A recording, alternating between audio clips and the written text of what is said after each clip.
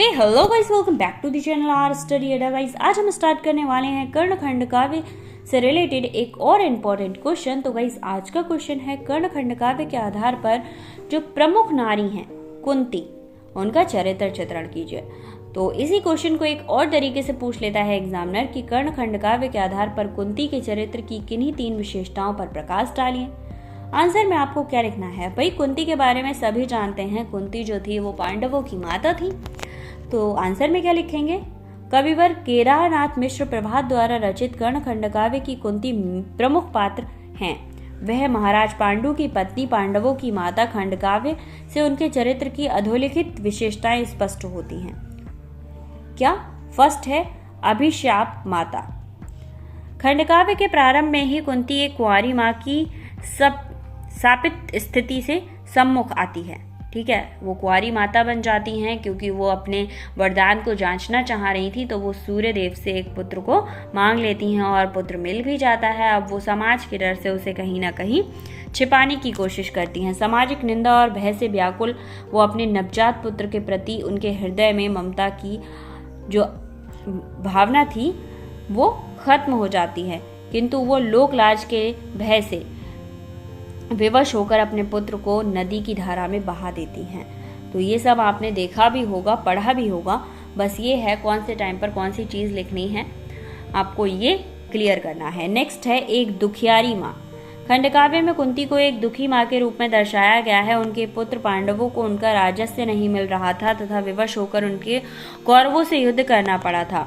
कुंती इससे भयभीत तथा दुखी हैं। वह कर्ण के पास जाती हैं और उस पर उसकी माता होने का पूरा राज खोल देती हैं। कर्ण उसे ताना मारता है कि दुर्योधन का साथ न छोड़ने को कहता है तथा अर्जुन का वध करने के लिए अपनी प्रतिज्ञा को फिर से वो एक बार दोहरा देता है। अंततः उदास और दुखी होकर कुंती वापस लौट आती है। तो वो सभी एक देव पुत्र थे क्योंकि वो देवों द्वारा मिले थे, किसी मनुष्य द्वारा नहीं थे। फिलहाल उन्होंने कहा कि मैंने अर्जुन को मारने का प्रण लिया है, इसलिए मैं उसे नहीं छोड़ूंगा। और आज तुम आ रही हो मुझे बताने कि मैं तुम्हारा पुत्र हूँ और हजारों बार मेरा अपमान हुआ, तुम खड़ी होकर देखती रही, तुमने एक भी बार ये नहीं कहा कि ये मेरा पुत्र है। उसके बाद है चिंतित माँ। कौरव और पांडवों के युद्ध होने वाला था। कर्ण अर्जुन को मारने की प्रतिज्ञा कर चुका था। कुंती इस चिंता में अति व्याकुल थी कि युद्ध भूमि में उसके पुत्र एक दूसरे के विरुद्ध लड़ेंगे और मृत्यु को प्राप्त हो जाएंगे। हर माता को दुख होता है। अब भाई महाभारत जैसे युद्ध में जरूरी थोड़ी ना है कि 5 पांडव बच जाते। वो सत्य के रास्ते पर चल रहे थे, या फिर कहा जाए कि स्वयं कृष्ण उनका साथ दे रहे थे, इसीलिए वो 5 पांडव बच गए। वरना हजारों लाखों सेना मारी गई।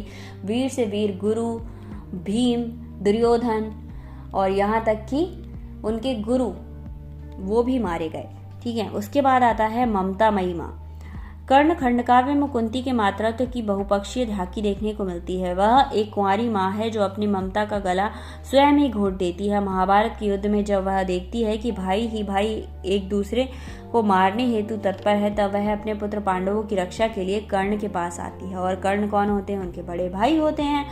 उससे उनको तिरस्कार मिलता है क्योंकि भाई जिस बेटे को आपने पूरी लाइफ एक्सेप्ट नहीं किया, वो लास्ट टाइम आपको क्यों अपनाएगा? फिर भी कर्ण के प्रति उनकी वात्सल्य भाव रोक नहीं पाती और कर्ण से कहती हैं, माँ कहकर झंकृत कर दो मेरे प्राणों का तार। मतलब एक बार माँ कहकर मेरे प्राणों के तार को झंकृत मतलब बजा दो।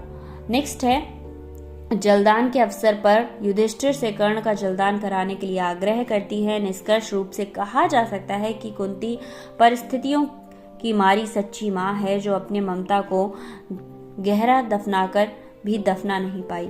उसको मृत रूप कई रूपों से हमारे सामने आता है जो भारतीय नारी की सामाजिक और पारिवारिक विशेषताओं को मार्मिक अभिव्यक्त प्रदान करता है।